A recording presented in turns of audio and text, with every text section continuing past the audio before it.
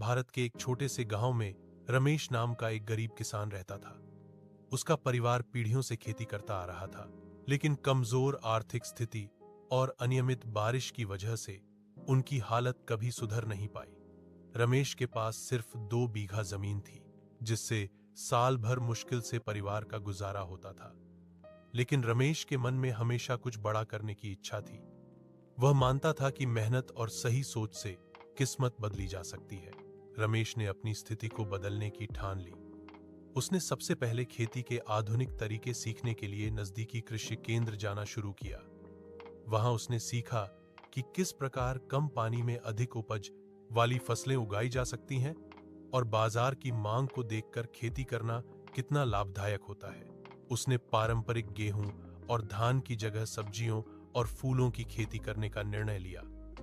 यह जोखिम भरा कदम था, लेकिन रमेश को अपने ज्ञान और मेहनत पर भरोसा था।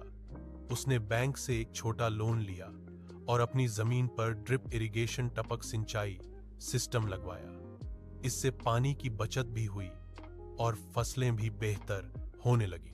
पहली ही फसल में उसे अच्छी कमाई हुई।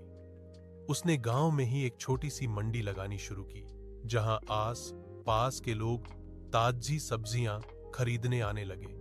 धीरे धीरे रमेश ने अपनी उपज को शहर के बड़े बाजारों में भेजना शुरू किया।